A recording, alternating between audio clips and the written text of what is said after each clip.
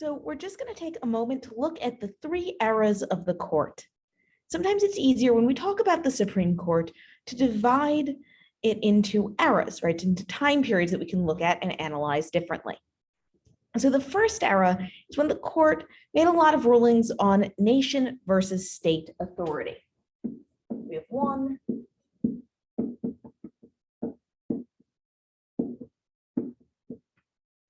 So nation, sorry, should be more of a slash. Nation versus state. What they were basically doing here was trying to determine how much power states had, how much power the federal government had. They were adjudicating federalism because federalism was brand new. So we mentioned briefly in class already the case of McCulloch versus Maryland. This expanded federal power. But then later in 1857, the Supreme Court actually restricted federal power in the case of Dred Scott versus Sandford. Now, this all was rendered somewhat moot with the Civil War, and it became clear that the federal government was going to have some power over, in the case of Dred Scott versus Sandford, recognizing or not slavery. And with the Civil War, these issues basically became resolved. So the court didn't have to deal with it anymore. So we see the second era. This is government regulation of the economy, and the court ruling on these issues.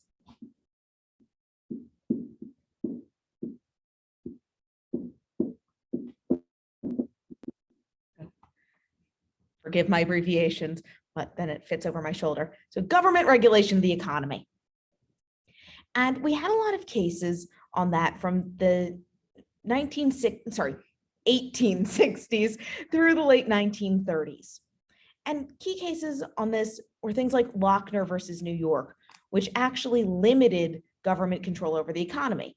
It said that pretty much market forces will govern the economy, and unless it very specifically deals with interstate commerce, we should leave well enough alone. However, in the New Deal era, in the 30s, the government started doing a lot to regulate the economy, to make workplace conditions safer, to encourage employment, right?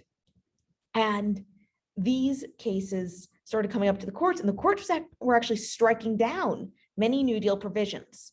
But in the late 1930s, FDR wins a landslide re-election and threatens to pack the court.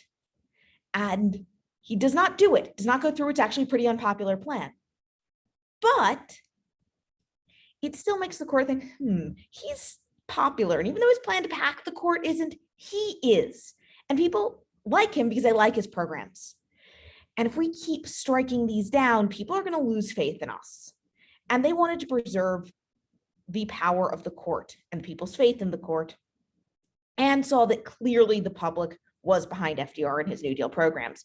So they basically started saying, yeah, of course, Mr. President, whatever you want, and allowing relatively significant government intervention in the economy. Certainly not planned economy levels of intervention, but much more than we'd had in the past. So that ended the second era in the late 30s. We entered the third era by the 40s. This was the era of civil rights and liberties.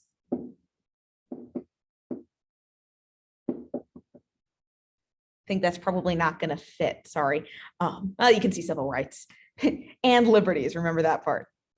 And civil rights and civil liberties were what it sounds like, right? The court was ruling on civil rights cases and cases to deal with civil liberties, so our positive and negative rights. Key cases on this were things like Brown versus Board of Education, which was a civil rights case, as well as Griswold versus Connecticut and Roe v. Wade, which we've already talked about in class. And those two were civil liberties cases. Those created and extended a right to privacy. So we can see then we have these eras. And there's a question mark for the end of this third era. Civil rights and civil liberties era, we know, started in the 40s, but has it ended? And we don't quite have a definitive answer to that, because the first two eras, as we saw, ended with pretty major events, right? The Civil War resolved the first era, the nation-state regulation era, and the New Deal, Great Depression ended our era of the court ruling on government regulation of economy. But there hasn't been an equivalent sort of bookmark at the bookend rather on the civil rights era. But there are some people who are sort of tentatively suggesting that the court may be ushering in a fourth era, almost returning back to our first era, limiting the federal government's ability to impose policy and restrictions on the states. So we may be sort of seeing a cycle. Now, again, there's no clear-cut answer to are we in a fourth era or not, but we may be seeing a shift in the court's focus. So that's our 3 eras of the court. And hopefully that gives you a nice way of looking at what the court has ruled on over the years.